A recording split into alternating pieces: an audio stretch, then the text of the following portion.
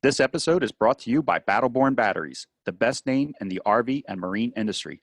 These lithium batteries are designed and assembled in the USA, backed by a 10-year warranty. The best solution for your battery anxiety. So go check them out at battlebornbatteries.com.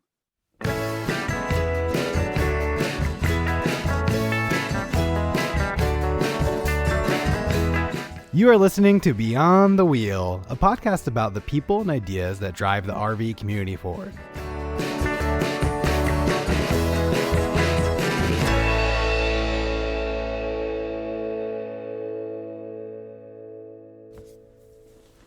Hi, everyone, and welcome to episode 11 of Beyond the Wheel. In this episode, Roger from Microair is going to tell us RVers how it is possible to run an AC unit from a small 2,000-watt generator or even batteries and a powerful enough inverter. This product is made in the great state of New Jersey and solves the pain point for RVers of not being able to run their air conditioner when unplugged from the power pedestal. So let's get into the informative conversation with Roger. Hi, good morning, Roger, and thanks for coming on the show. Could you tell us a little bit about yourself and Microair? Sure. Thanks for having me on here today. Microair opened up in 1983. We started making digital thermostats for marine air conditioners. That was the very first product that we offered. Back then, there really wasn't any kind of products like that.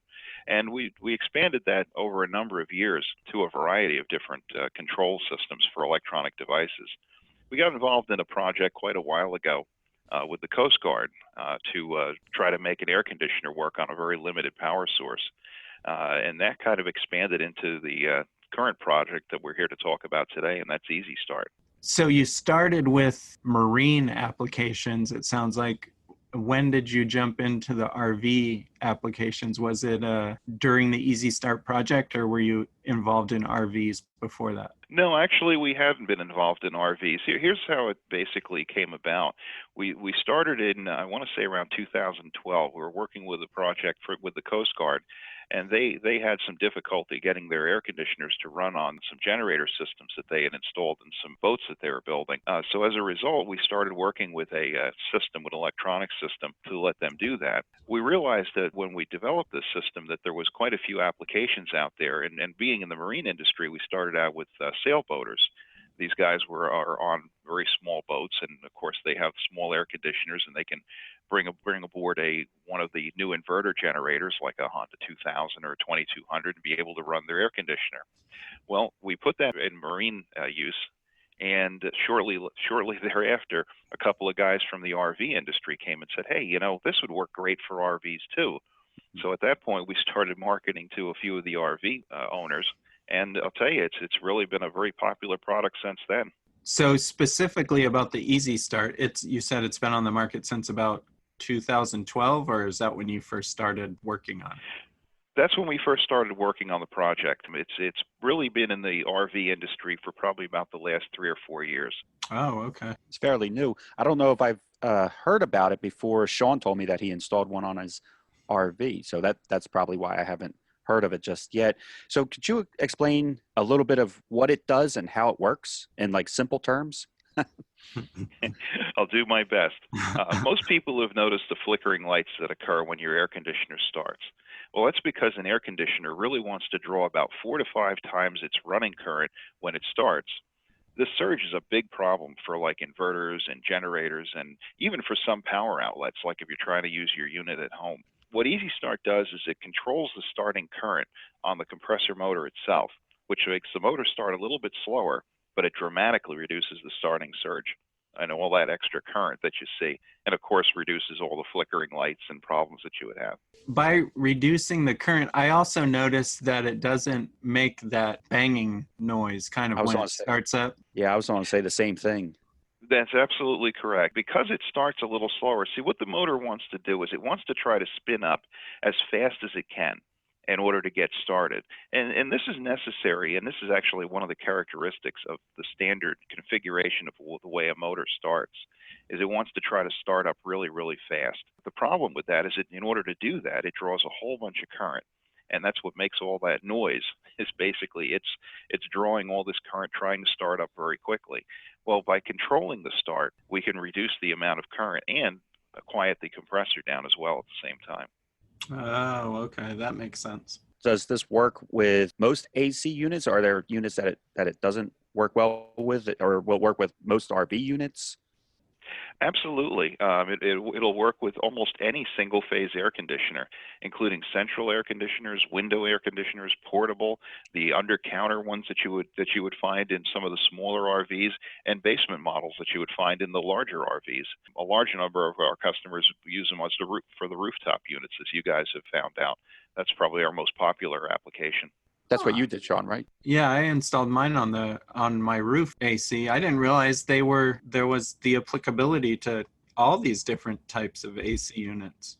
I thought it was specifically for rooftop. No, not at all. As a matter of fact, I have people that use these on home air conditioners for emergency power usage. I mean, you have those hurricanes down in Houston. We just recently had the one, and then down in Florida, I had a number of people buying them there for emergency backups. I mean, could you imagine what it was like down there in Texas in the summertime, right after a hurricane with all that water?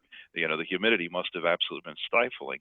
So, if you want to be able to run it on a small generator, then absolutely that's what you need. I mean, a good example of we'll get away from RV for a second, but if you take, for example, a 5-ton air conditioner, you can take about 20,000 watts to be able to start one of those.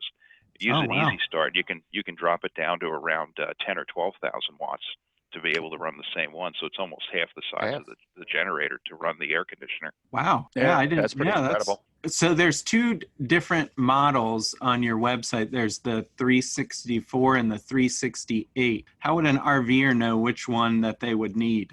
Almost all RV applications out there will use a 364 X20 IP. That's the same model for all of them. It includes a long cable that'll allow you to attach it directly to the air conditioner motor from a little bit further away.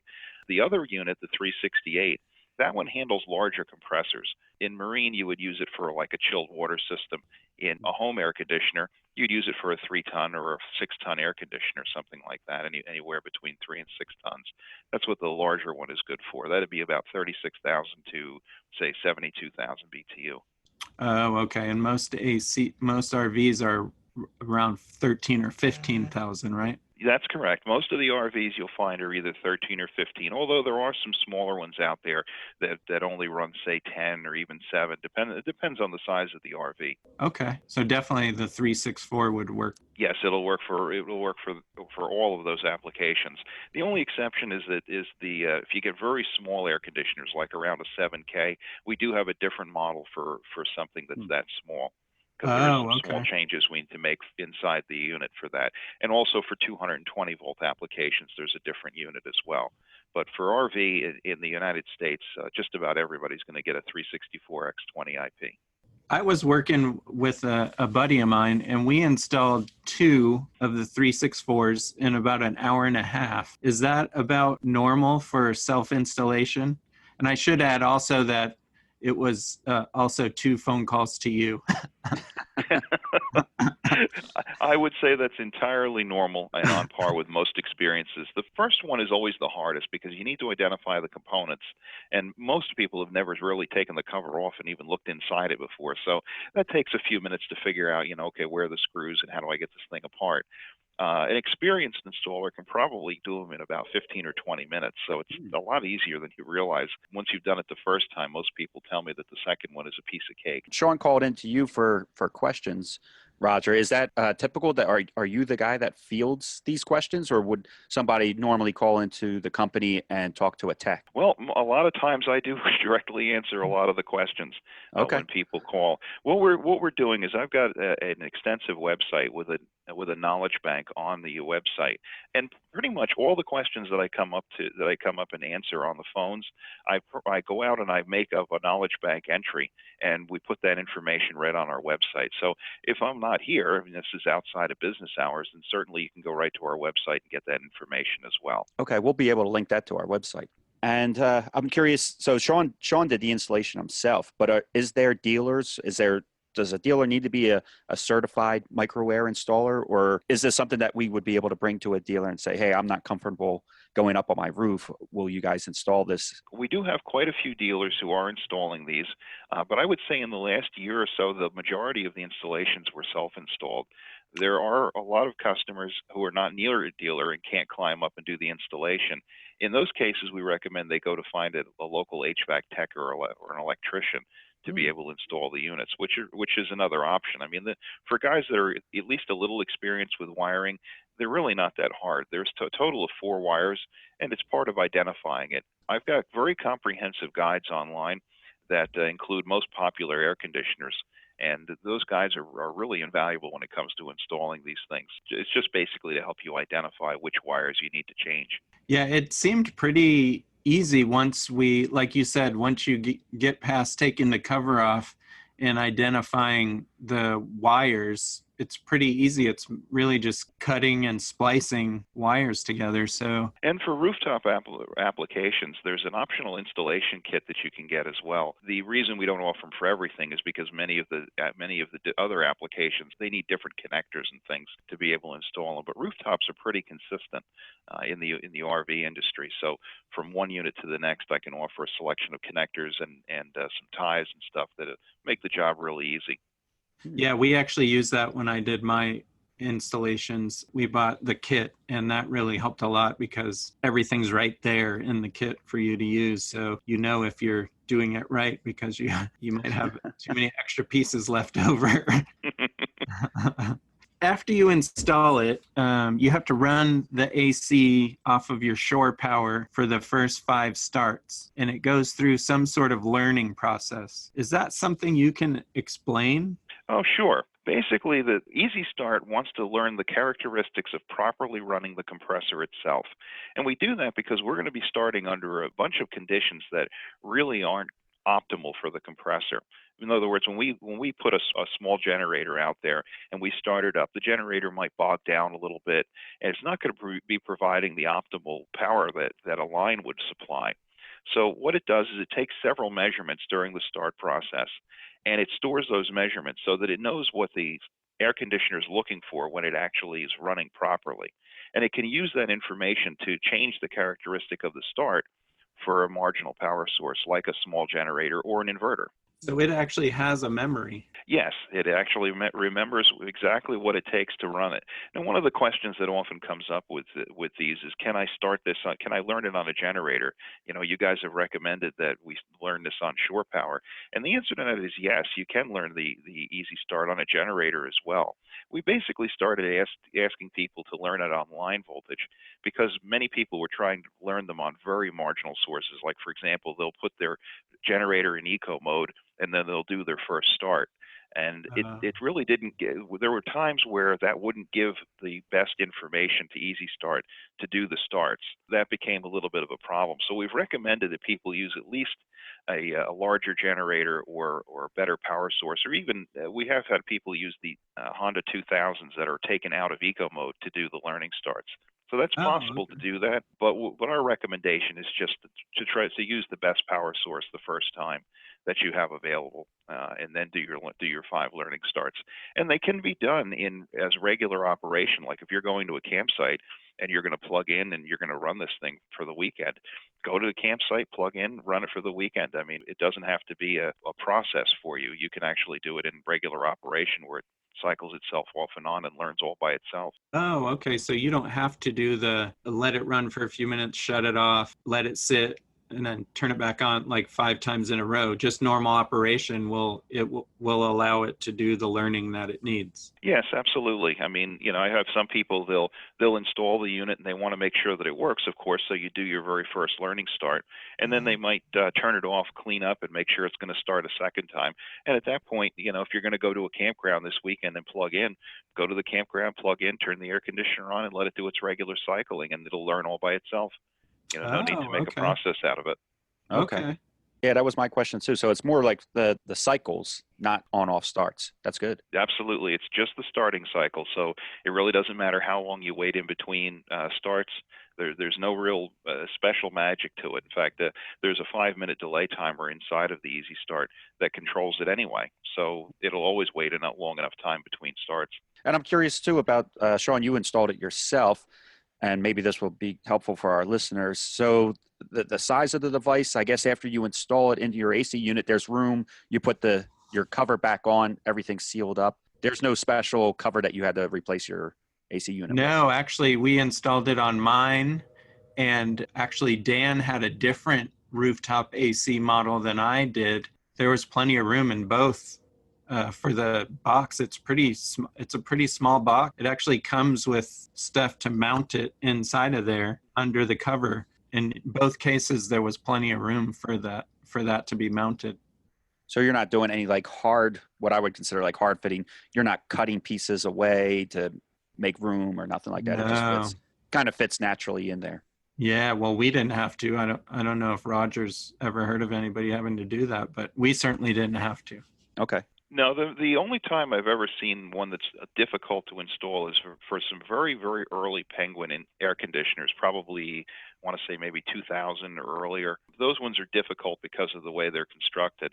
To get a place in there, you actually had to remove one of the internal panels. You just unscrews in order to mount it in there and have enough clearance. But that's the only difficult one that I'm aware of. All the other air conditioners, there's really very little to do when it comes to installing them. There's no holes to drill. All the wires are routed through the existing holes, and in fact, if you have a Penguin, we actually include a grommet inside of the installation kit. You'll replace the grommet that is in the existing Penguin with this grommet, and that allows a couple more wires to go into the electric box so that you can make the installation real easy. See, Kenny, even you can do it. Yeah, it sounds like I can. I've never even heard of a Penguin. Penguin is basically Dometic's low-profile air conditioner. They have that one, and then they have their Duotherm, which is a high-profile air conditioner. That's their trade name for a low profile. Okay. Oh, okay. Yeah, I hadn't heard of Penguin either. So Okay, good. I don't feel so bad then. So I run mine. I have 4 100 amp hour lithium batteries and a 3,000 watt inverter charger. I can run my AC for a little while off of those components. What is the lowest wattage inverter or generator someone could expect to start their AC when they have an Easy Start attached? I would have to say the lowest that you could have is anything that'll provide the continuous running output to run the air conditioner. For the most part, that's for, let's say, a 13.5 would be somewhere around 15.5 to 16 amps would be a good number to look at to be able to run those units. It's a difficult question to answer when it comes to generators, because generators tend to lose about 3 to 3.5% per 1,000 feet of capacity. So with a generator, you're going to need a little bit more if you're going to be operating at high elevations as opposed to operating down at sea level. And I think we just learned too from talking to Clayton at Hutch Mountain that not all generators actually put out the amount of power that they're labeled as. Does that sound right? Am I remembering that right, Sean? That's what he said, yeah. Yeah, you're absolutely correct. And what that is that's something that they're using in generator marketing. The motors inside the generator really determine how much power the generator is going to be able to put out. If you look at a Honda generator, for example, their 2,000 watt, which of course now has been superseded by their 2,200, but the 2,000 is about a 98 cc motor. Their 2,200 is a 121 cc motor. A lot of the generators that are on the market right now are a lot smaller. They run only 78 or 79 cc motors. Those motors will not run an air conditioner, even though they're rated at 2,000 watts. The 98 cc motors will run an air conditioner. So it's not so much the electronics or the inverter, but more the size of the motor as to whether or not it's going to run the air conditioner. So I do recommend that you check that out if you are going to buy one with the idea of running an air conditioner. It's going to need to be about 98 cc's like the Honda has done in order to get some reasonable results from it. Okay, awesome. Thanks. Yeah, that's kind of what Clayton said when we were talking to him, because they actually went and got an air conditioner and hooked an Easy Start up to it and then ran it off of a Honda 2200, I think is what the generator was, just so they could demonstrate the operation. So I have 3 AC units on my RV, if I had an easy start on each one of them, would it be possible to run multiple ACs off of let's say 4,000, two Hondas hooked together? Oh, yes. I mean, it'll work the same way as if you had only one. You have a single air conditioner and a single generator versus two air conditioners and two generators. It works basically the same thing. The idea is this. Let's look at how much power is really required to start an air conditioner. If you think about an air conditioner, let's say a 13.5, it runs around 1,800 watts is how much it'll draw. So we're trying to run it on a 2,000 watt generator. Well, we can do that except for the fact that when it wants to start, it actually wants to draw somewhere around 5,000 to 6,000 watts. Well, guess what? That little generator doesn't put out that much to start it. Now, if you remember years ago, everybody had these big heavy generators. You would get like, let's say, a 3,000 or 4,000 watt. And when it started up, it would start to bog down. Well, that's what happened was it would bog the generator down, and then it would try to start this motor. These things would struggle, and eventually it would start the motor. Well, inverter generators are all electronic, so they have a fixed limit as to how much peak current they can provide, as do most inverters as well. And once you exceed that peak limit, it goes immediately into overload. And that's what happens with the air conditioners. You can't extend the start time with it unless you had a way to reduce the current. And that's what Easy Start does. It reduces the current down to the point where it's far enough below the peak that the inverter generator will allow it to start. And that's what happens with multiple air conditioners as well. So whether you have one air conditioner at 1,800 watts or you have two air conditioners and you add that together for 3,600 watts, as long as you have enough continuous running capacity to run the air conditioner, so say a 4,000 watt generator or two 2,000 watt generators, you would have enough to be able to run that air conditioner. You mentioned inverted generators. What if I have a non-inverted generator? Would that have any effect on the Easy Start? Well, Easy Start has a benefit to those as well. Again, the limits are always the continuous duty rating of the generator. A lot of the non-inverter generators, let's say you have a 3,000 watt non-inverter generator, it probably can handle about 4,000 or 5,000 watts to start. You might not need an Easy Start to be able to run it. It's still going to bog the thing down when it tries to start. I mean, there's just no two ways about that. And of course, they're noisy and they're older and they have to run at full RPM, and they're not something that somebody that's into getting into RV or even at a campground wants to listen to. It's sitting next to them. Yeah, they're not campground friendly, that's for sure. No, that's for sure. Not even sleep friendly. No. I'm just curious, has any of the air conditioner manufacturers come to you guys and said, hey, we want to start putting these Easy Starts pre-built or pre-wired into our units and selling them in that fashion? We actually do sell them to a couple of different manufacturers, but not anything domestically. They're sold overseas to a few different manufacturers. But I guess domestically here in the States, there hasn't been a lot of call in the industry for this product, so it's not as desirable. I think as the trends change and more people get into eco-friendly RVing, and they realize that they can actually travel with much smaller and lighter generators, and they're looking for solutions.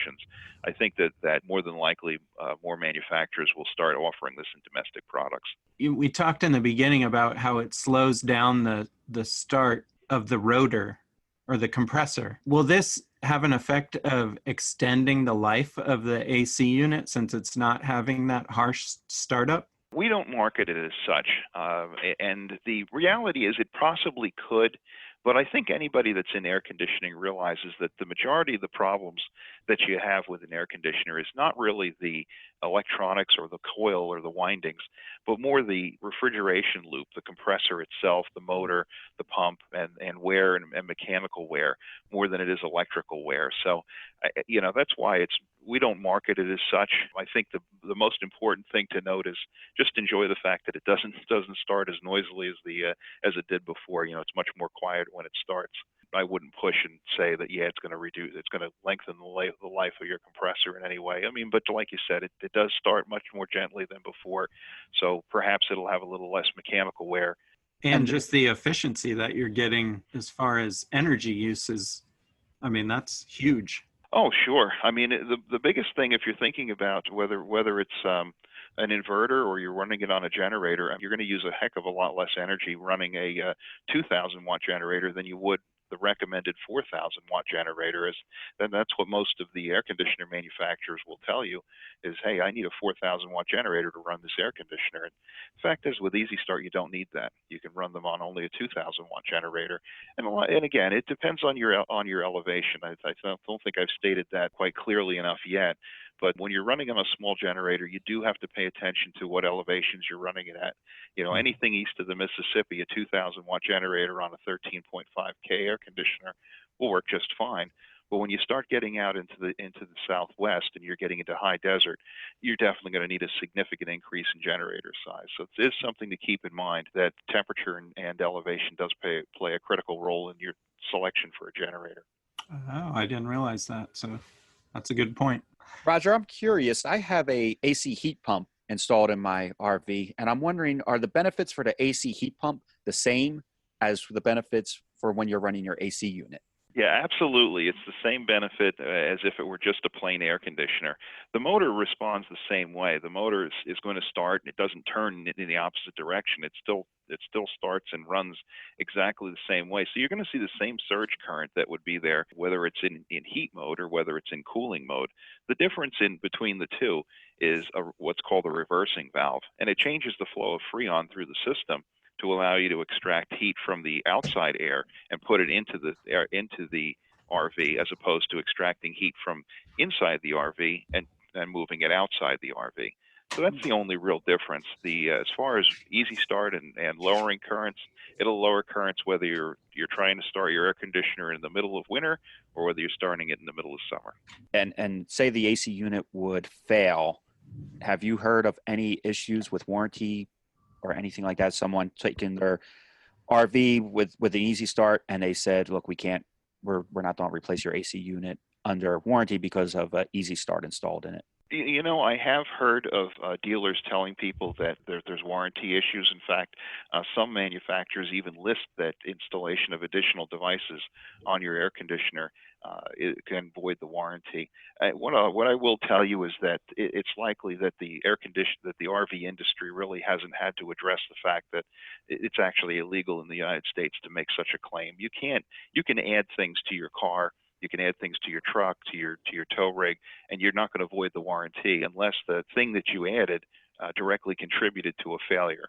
I mean, that's what the law says. And we don't want people to be involved in litigation and laws like this. So Microair does offer a warranty that further protects the air conditioner that you can purchase from us, that will basically say, if you do come into this problem where somebody says, hey, we're going to void your air conditioner warranty, we'll replace the air conditioner.